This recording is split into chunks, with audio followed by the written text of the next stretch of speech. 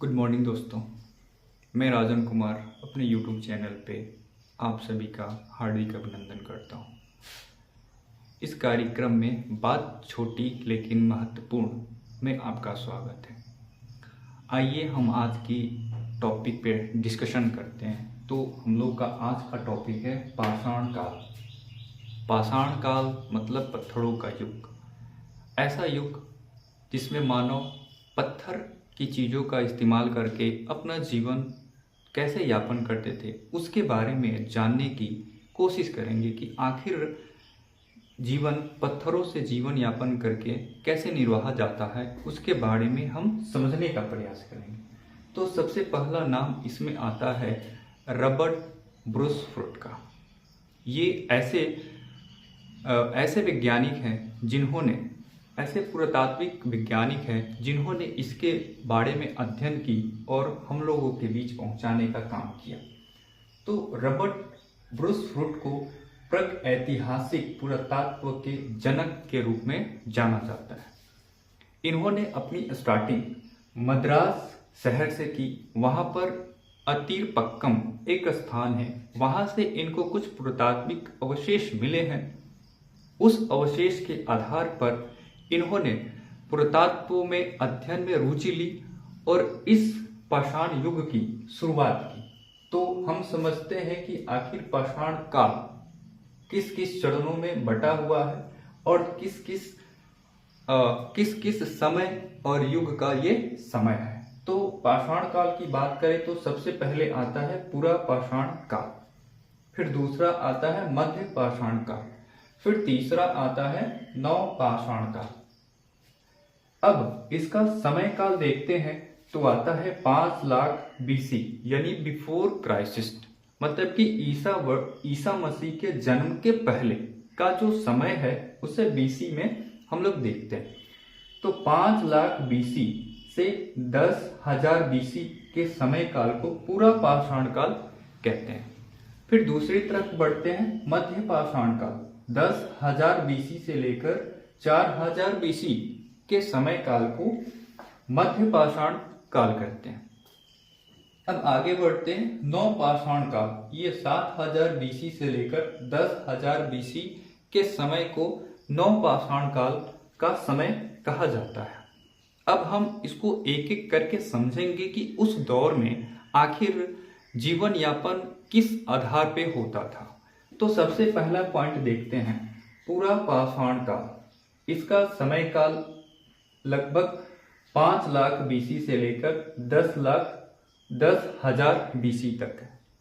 फिर इस समय में प्लीस्टोसिन युग, मतलब कि इस समय काल को प्लीस्टोसिन युग का समय भी कहा जाता था।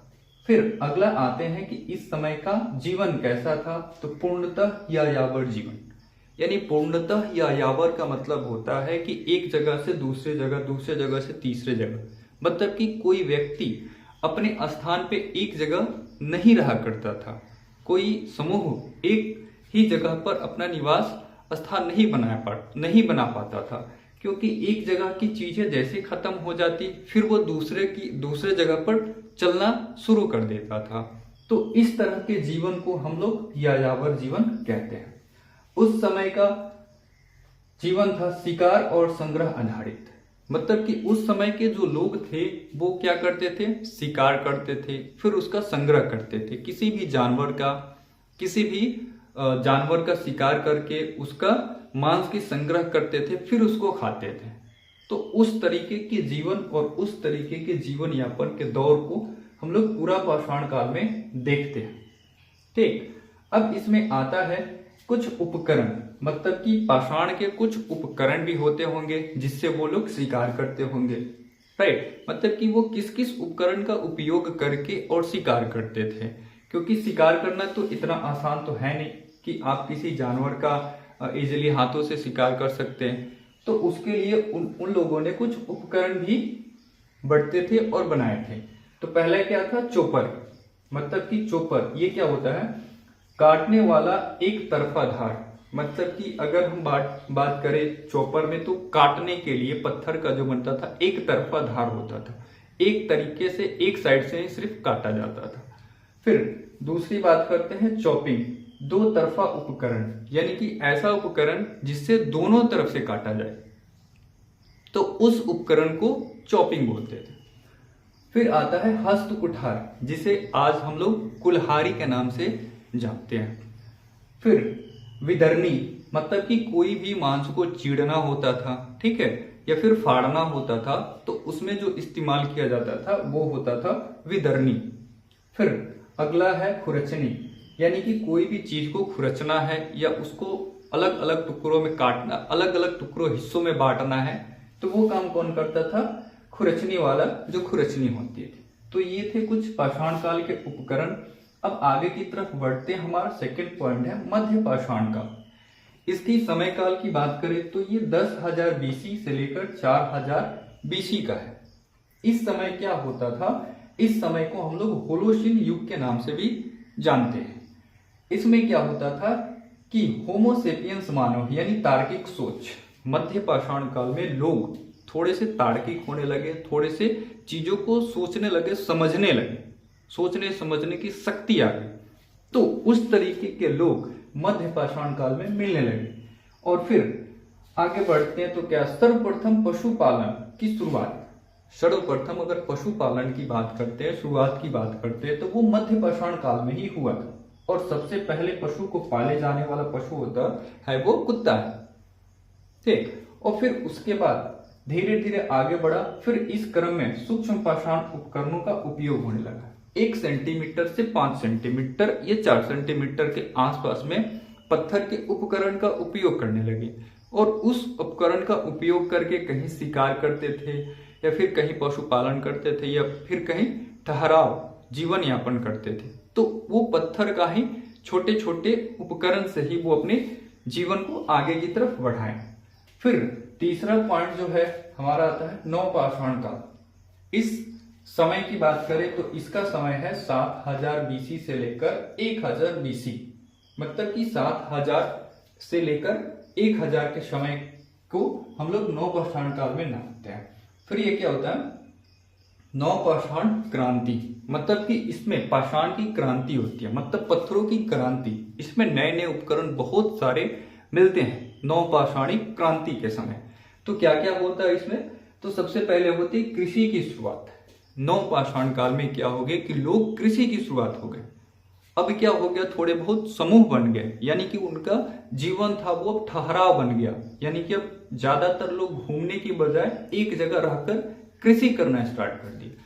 फिर आगे की तरफ बढ़ते हैं। फिर अस्थायी जीवन, वही अस्थायी जीवन मतलब कि कहीं घूमने फिरने के ज्यादा इधर उधर यायावर जीवन अब थोड़ी बहुत मतलब खत्म हो गई थी, और अस्थायी जीवन की तरफ लोग प्रवेश करना शुरू कर दिए कि अब हम अस्थायी एक जगह रहकर, समूह में रहकर अपनी खेती करेंगे और खेती से जीवन यापन करेंगे। तो ये सारी चीजें। फिर समाज का निर्माण, मतलब समूह बनने लगा, लोग आपस में मिलजुल कर रहना स्टार्ट कर दिए। फिर अगला बनता है मृद भांड निर्माण, यानी कि मिट्टी से बने कुछ उपकरण का भी निर्माण होना शुरू हो गया, यानी कि मिट्टी से कुछ घड़ा बन गया। फिर कुछ पीने के लिए उपयोग में लाए जाने वाला घड़े का उपयोग होने लगा। तो ये सारी चीजें मिट्टी का बनना स्टार्ट हो गई थी नवपाषाण काल में।